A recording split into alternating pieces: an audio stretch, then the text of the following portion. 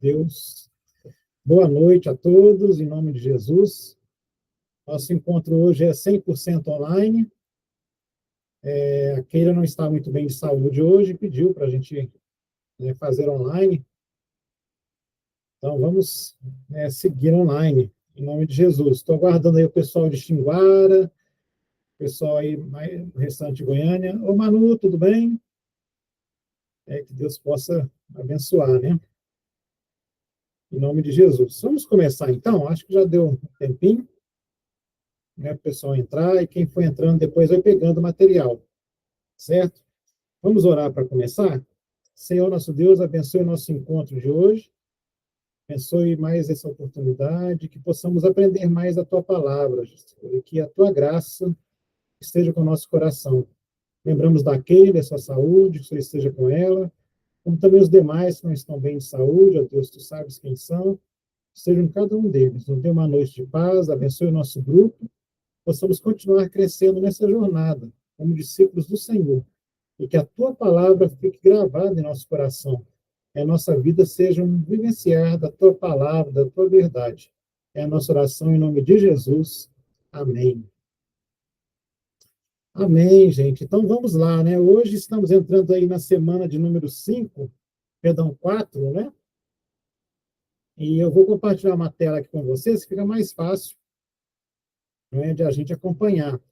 Eu vou estar olhando para lá, possivelmente porque vai ficar mais fácil para mim ver onde eu estou, tá? Que eu tenho 2 monitores aqui. Mas hoje a nossa semana de estudo é a semana 4, né, que diz respeito da comunhão com os crentes. Na semana 3 nós falamos sobre a oração, né, orar com fé. E nessa semana estamos aí para falar sobre a comunhão com os crentes, né? A comunhão do corpo de Cristo. O nosso alvo aí é experimentar o crescimento em Cristo por meio dos relacionamentos em seu corpo, o corpo de Cristo, que é a igreja. Não é prédio, não é denominação, não é religião, é vida, né? É orgânico. Infelizmente, no nosso país, hoje em dia, falar de igreja, as pessoas pensam muito em instituição, em denominação, em prédio, em local, não é? E acabam achando que se resume em encontros ali naquele local. Isso é ter comunhão, e de fato a Bíblia não fala sobre isso. A Bíblia não diz que é o local. Até Jesus disse certa vez que o Pai procura verdadeiros adoradores que o adorem em espírito e em verdade. Isso não tem local, né? Não, a geografia é o coração. É onde nós estivermos, nós podemos ter comunhão uns com os outros e comunhão com Cristo. Eu queria ler um texto, eu não vou postar ele aqui, não está no nosso material, mas eu queria ler um texto que está em Mateus, capítulo 22, do versículo 34 até o 40.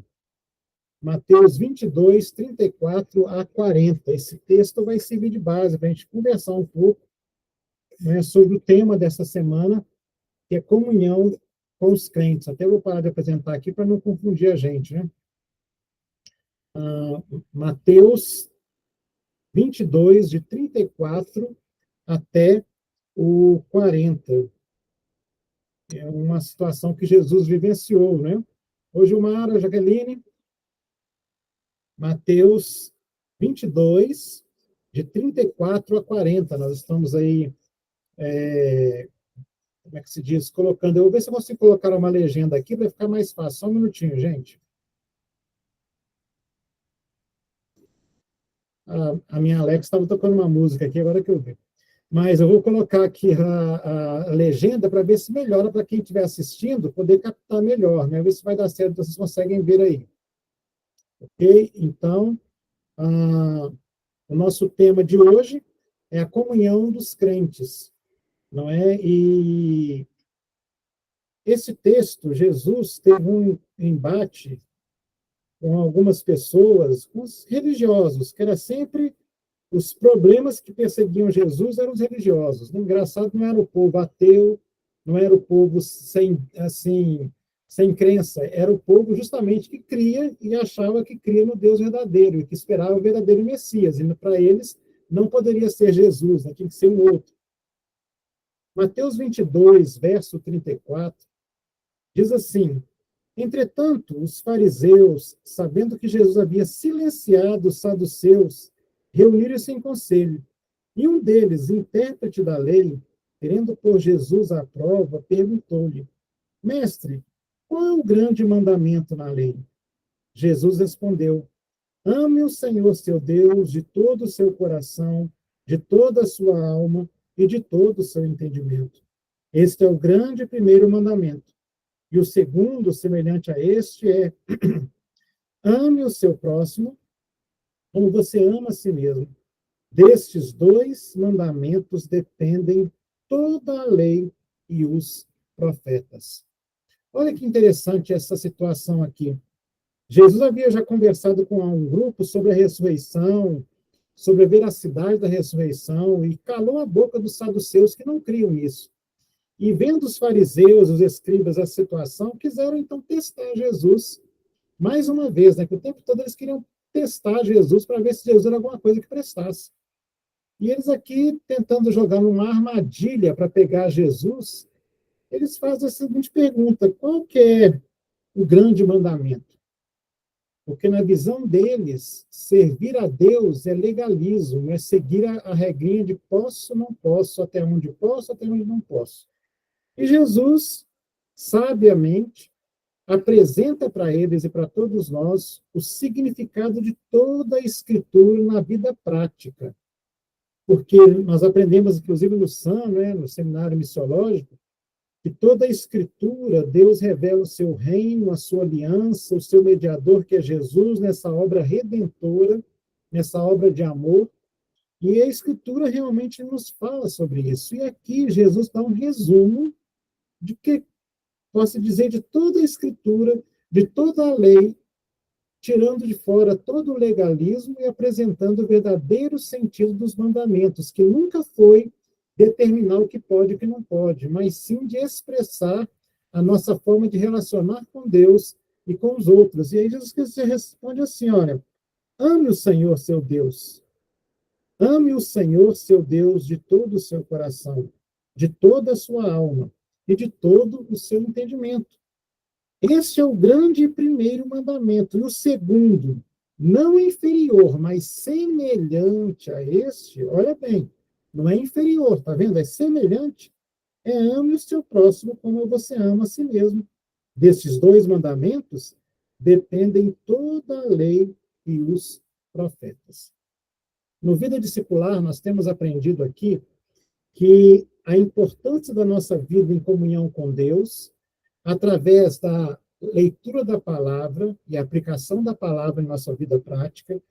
Semana passada, então, vimos sobre a oração, né, a importância da oração, esse privilégio que nós temos de falar com Deus, de saber que Deus nos ouve, que Deus está conosco, e a oração não tem formalidade nem protocolos, a oração tem coração que recebe Cristo, que é alcançado por Cristo, e a gente pode ter intimidade com Deus que passa a ser Pai, e não simplesmente um ser distante, mas um Pai presente. E aqui Jesus fala nesse texto, e serve como tema para essa comunhão com os crentes, que é o tema da semana 4. E no falar de comunhão, ele fala da chave da comunhão, que é o amor.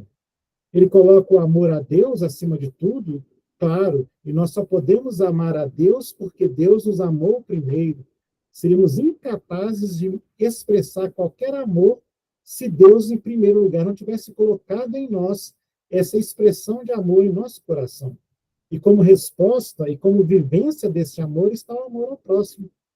Perceba que, e tem inclusive um texto bíblico, quem souber depois pode me falar aí, é que o apóstolo João, se não me engano, nos fala, que fala assim, ele questiona como é que podemos falar que amamos a Deus que não vemos, sem amar o nosso próximo a quem vemos. Não é? Então, assim, Jesus deixa claro que a expressão do amar a Deus acima de todas as coisas é o amor ao próximo. E amar como a nós mesmos. Não é um amor inferior ou superior, nada disso. Jesus não faz escalas de amor. Ele está mostrando a expressão do amor. Se a origem, o que gera, o que produz amor é Deus, e a Bíblia fala em 1 João capítulo 4, Deus é amor. e aquele que não ama não conhece a Deus, a forma de eu expressar este amar a Deus e ser amado por Deus é amando o próximo. Se eu não amo o próximo, eu não amo a Deus. Então, se eu não amo a Deus e, consequentemente, eu não amo o próximo, eu não estou cumprindo as Escrituras. É simples a receita de Jesus, não tem nada de diz que disse, muita coisa, nada disso.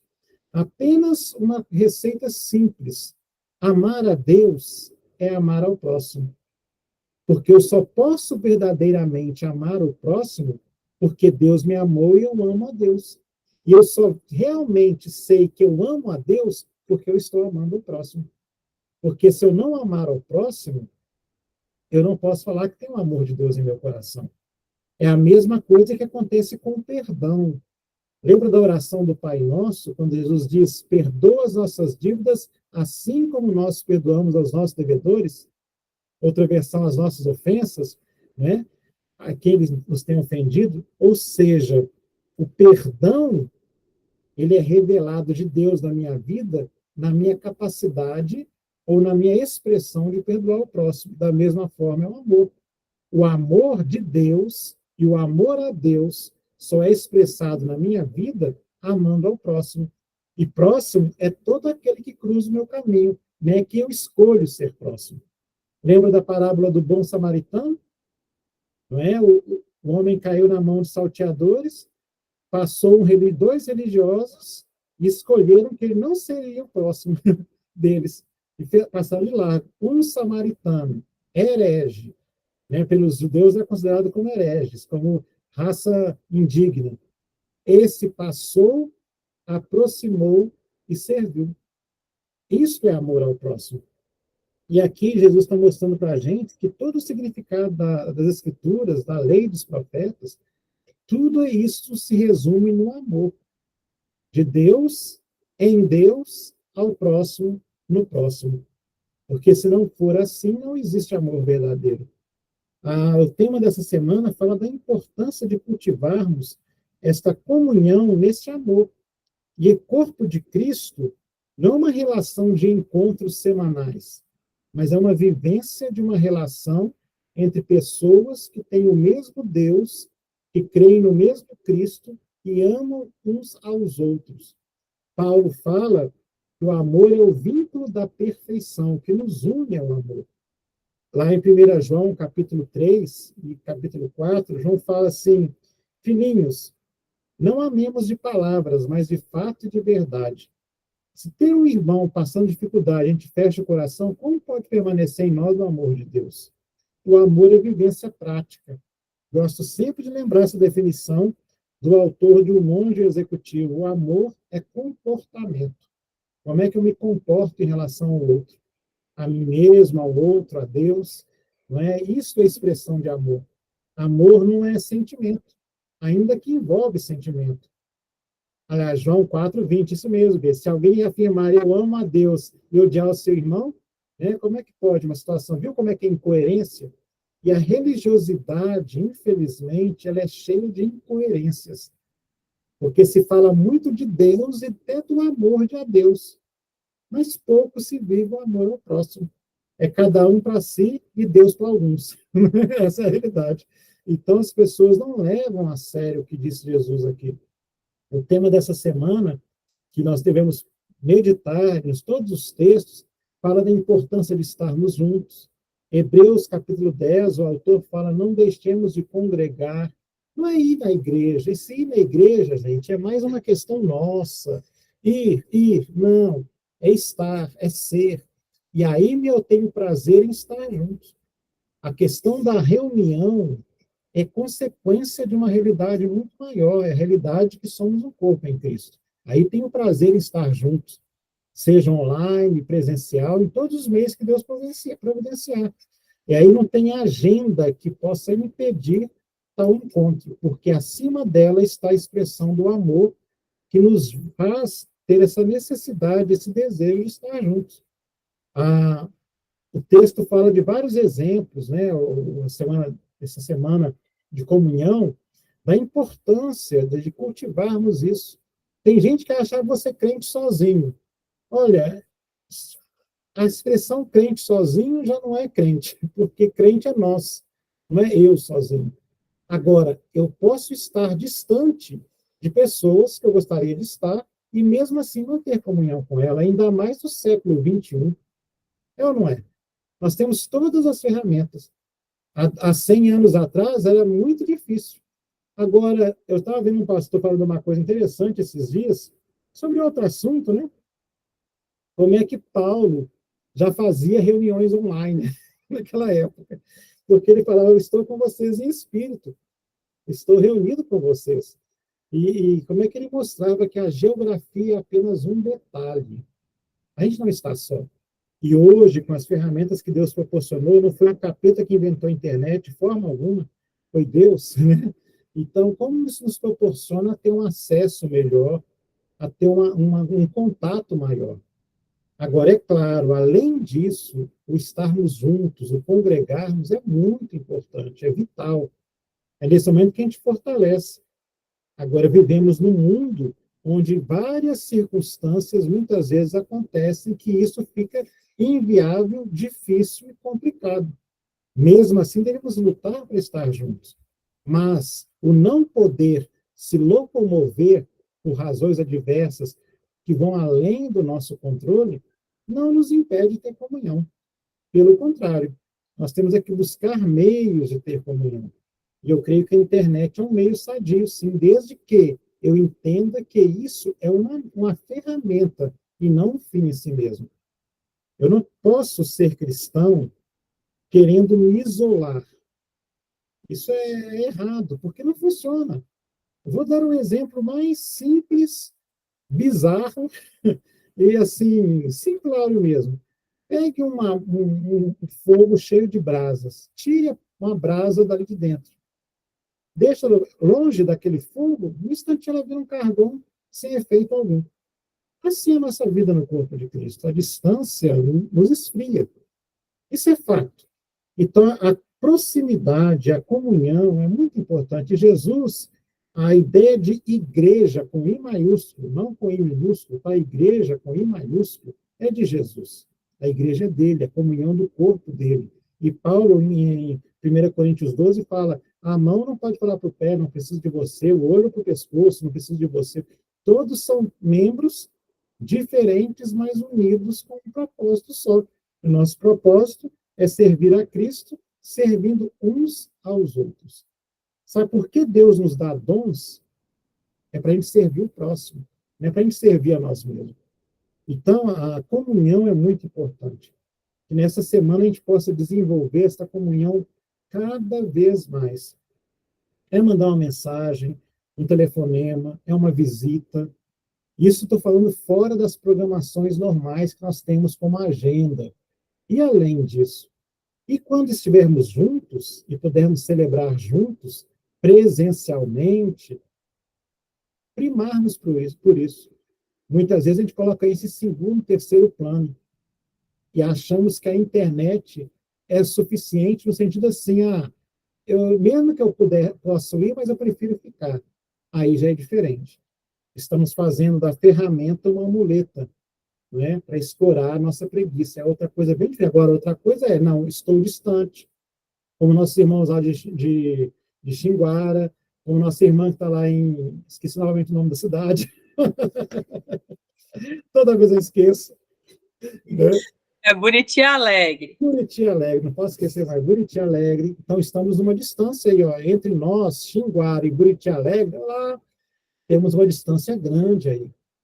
Mas, quando eu estava em Moçambique, queria contar duas experiências que eu vivi em Moçambique, que eu achei muito bonita. A primeira delas, na minha primeira estada em Moçambique, tinha um casal, eles eram estrangeiros, missionários, na mesma missão que eu trabalhava, e ela era americana e ele inglês. E eles só estavam aprendendo português. Aí nós combinamos de todas as... Eu não lembro se é quarta-feira ou quinta-feira, não lembro qual dia da semana. Pela manhã, na minha casa ou na casa deles, nós reunirmos para termos um devocional juntos em português, que aí eles poderiam treinar mais o português. E nós fazíamos isso. E eu lembro do Timóteo, Então, o pastor Labiano conhece muito ele, ensinou um cântico que ele aprendeu em Portugal, que eles passaram primeiro por Portugal, né, para começar a aprender o português, que falava assim, que os irmãos estão distantes à distância de apenas uma oração. Eu achei interessante isso, né? Distantes à distância de apenas uma oração. Como orar um pelo outro, mesmo geograficamente separados, isso encurtava, isso aproximava.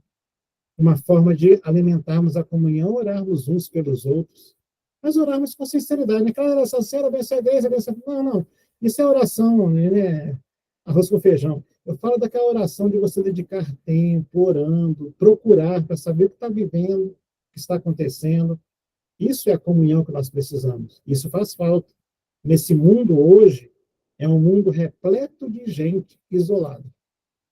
Às vezes as pessoas estão no meio de multidões totalmente solitárias. E a comunhão e a oração nos ajuda a vencer esse dilema todo. Uma outra experiência que eu vivi, que eu descobri o que é o significado de amor fraternal, foi numa das viagens com o Projeto Nasce, meados dos anos 2000. E nós fomos uma região montanhosa, passar uns dias lá com um grupo, né? Éramos uma viagem missionária também, nós íamos passar numa igreja, e íamos ter atividades ali, seminários, durante toda uma semana, uns 10 dias mais ou menos, uma coisa assim. E iríamos fazer atividades para crianças. A princípio, esperávamos umas 100, 150 crianças, levamos mantimentos para isso. Apareceu umas 300, 400, 500, 600, então a comida não dava para todo mundo. E, num certo momento, nós tivemos que tomar uma decisão muito radical. Tínhamos que escolher as que estavam mais precisando de comer naquele dia. Uma situação ruim, né? A gente não vivencia, é só na prática, não dá para explicar. E nós tivemos que dividir em grupos as crianças. Eu lembro que a gente dividiu os grupos, os que não podiam naquele momento, estavam mais fortinhos, e os outros estavam mais precisando, e dividimos. E a comida naquele dia era uma chima, que é uma massa de milho, com um caril. Caril era um molho de um cabrito, que a gente comprou lá e matou e preparou, mas ele tinha mais osso do que carne, né? É coisa pequena mesmo. E picou, assim, milhares de pedacinhos para dar para alimentar aquela multidão. E a gente passava, em cada grupo, colocava uma tigela, eles têm a costume de comer com a mão, né? E ia o molho ali, e cada um recebia um pedacinho de carne, mais osso do que carne. Eu lembro de uma menina que ela recebeu um pedacinho de osso, junto com a comidinha lá, ela recebeu, que era o que tinha. Ela pegou e ela achou que eu não estava vendo. Eu fiz questão de fingir que não estava vendo mesmo, não, sabe? Ela pegou, cuidadosamente, pegou uma folhinha, amarrou aquilo, guardou, pôs assim no cantinho, viu quando eu não estava olhando e correu e saiu do grupo, e foi onde estava o irmão dela, que não tinha recebido, e foi lá e deu esse pedacinho de osso para o irmão. Naquele dia, eu vi a definição mais clara do que é o amor fraternal. Não foi dicionário, não foi uma coisa assim, foi uma simples pedacinho de osso numa folhinha de bananeira escondido por uma irmã para socorrer um irmão. A gente tem que aprender, eu aprendi com essa criança o valor do amor fraternal. Ela se colocou numa situação delicada, eu não queria que ninguém visse, né, achando que eu ia brigar com ela. Eu não ia brigar jamais, né? Uma situação dessa, eu que não consegui comer depois, só chorando. A gente não consegue uma coisa dessa ficar assim, uma estátua, né? E eu vi o verdadeiro sentido do amor fraternal. No livro que eu escrevi, Bom Dia com Graça, eu relato isso com detalhes lá, certo? Essa história. E a gente vê como questão simples, né? Da fraternidade. Hoje nós perdemos isso muito no nosso dia a dia. Nós não estamos dispostos a dividir, nós não estamos dispostos a pagar o preço em arriscar por amor a alguém, amor ao próximo. E a gente quer muito comodidade, a gente só quer servir de acordo com a comodidade que temos. Como dizem alguns, se eu estou bem, eu posso ajudar. E a Bíblia fala, amai a Deus acima de todas as coisas e o próximo como a si mesmo. E desses dois mandamentos, que se fundem em um só, a expressão do amor é que resume todas as escrituras de Gênesis a Apocalipse. Então, meus irmãos, concluindo, eu quero que você desenvolva mais a sua comunhão. Deus não nos chamou para estarmos sozinhos, somos um corpo. E agora, com a modernidade, os recursos que temos, esse estar junto tomou novas dimensões. E o aproveitar as oportunidades para estarmos juntos, mais ainda. Então, a gente tem que valorizar a comunhão. Valorizar. A Bíblia fala como é bom e agradável verem unidos os irmãos. E toda a Escritura é cheia de textos que mostra como a comunhão é importante. Comunhão só existe quando eu abro mão dos meus direitos em prol do próximo. Eu estou mais interessado no bem do outro do que no meu próprio bem. E tem um cântico antigo, não sei se os irmãos conhecem, fala assim: ame o Senhor de todo o seu coração. Ame o seu próximo como se fosse você, como se a dor que ele sente doesse mais em você. É isso que Jesus ensinou. Jesus não veio fundar uma religião, Jesus não veio fundar uma instituição.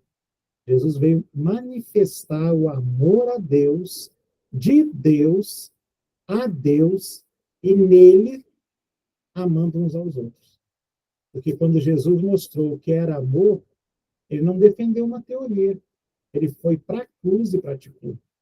E ser discípulo é tomar a cruz de Jesus e segui-lo. Negar a si mesmo, não se anulando, mas entendendo que maior é aquele que está em nós do que aquele que está no mundo, e entendendo que assim como Deus me ama, eu sinto alegria e esse amor profundo a Ele, que vai além do sentimento. Eu me comporto, então, no sentido de entrega, de confiança. Eu amo o próximo. E a única forma de eu manifestar amor ao próximo não é eu falando, é eu agindo, eu me comportando, é eu servindo incondicionalmente. Porque a partir do momento que eu coloco condições para amar, eu não estou amando. Eu estou simplesmente repetindo jargão religioso. Amor é incondicional. Por isso a Bíblia fala, amai ao próximo. E próximo aí pode ser desde um outro cristão maravilhoso, como alguém que nunca ouviu falar de Jesus. A Bíblia não nos limita a isso. É claro que fazer o bem primeiro aos da família da fé é o mais importante, sim, é muito importante, mas não só. Porque a Bíblia não é uma Bíblia de exclusão, mas de inclusão. Não é uma Bíblia de separação, mas de mistura. Deus é que sabe quem são deles. Eu não tenho esse poder, jamais quero, de adivinhar quem é crente e quem que não é. Para mim, eu tenho que amar a todos e servir a todos que passam pelo caminho que eu estou passando, que possam cruzar a minha jornada. Eu tenho que expressar o amor de Jesus.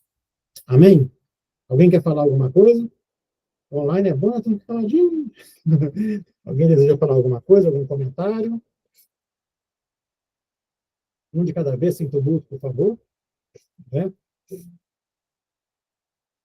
Espero que os irmãos tenham entendido, não é? Que a gente possa expressar este amor a Deus, né?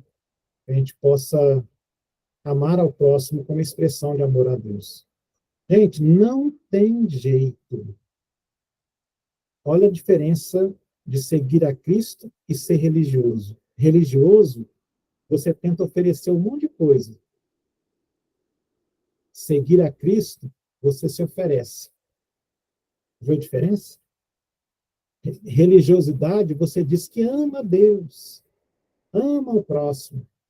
Seguir a Cristo, você manifesta o amar a Deus, porque Deus te amou, amando ao próximo, com ações que manifestem o amor, a bondade, a graça de Jesus Cristo.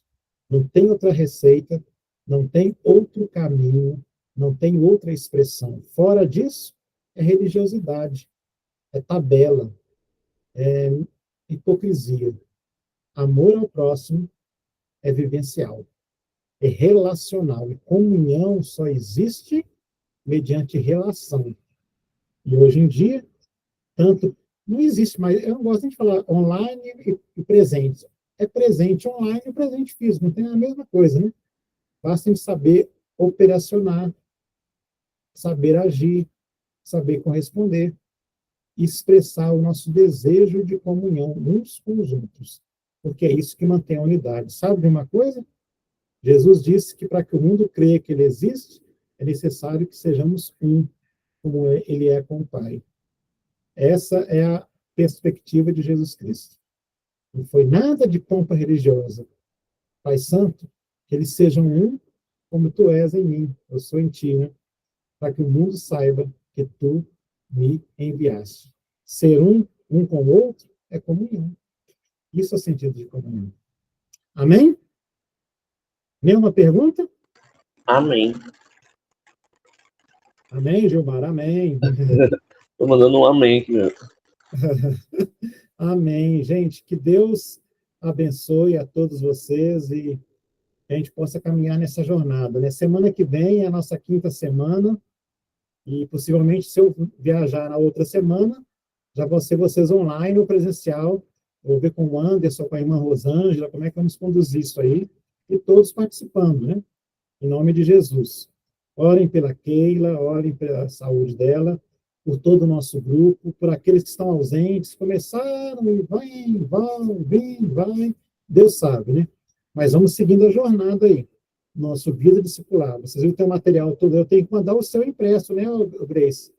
Não posso esquecer de mandar o seu impresso aí para Buriti Alegre, né? Não um jeito, quando você vier em Goiânia também, não um jeito de fazer isso, entregar isso aí, certo? Mas logo, gente, mês que vem, eu penso que pode ser uma revisão um pouquinho desse livro 1 e já começarmos o 2, para preparar para o livro 2, tá certo? Porque a gente vai caminhando. Lembra que eu não quero cumprir de tabela, mas o de viver cada semana com seu tema, não é? Pelo e-mail, me dá aí o seu e-mail, tá, Jaqueline Gilmar? Envia e fala para o Matheus. Não estou vendo o Matheus aqui hoje, vou cobrar dele a presença, não está aqui hoje. E a gente está firme aí no nosso propósito de completar esse primeiro livro e já partimos para o segundo até chegarmos no quarto livro, em nome de Jesus. Amém? Alguém pode orar? Grace, você pode orar, por favor?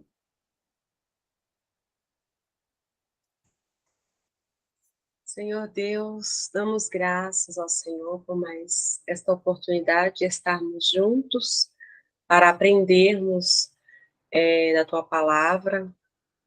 Nós oramos neste momento pelos irmãos que estão enfermos, que o Senhor possa visitá-los, que o Senhor possa direcioná-los neste momento de dificuldade, porque sabemos que o Senhor tem os seus meios de cura, que o Senhor possa fazer a vontade do Senhor.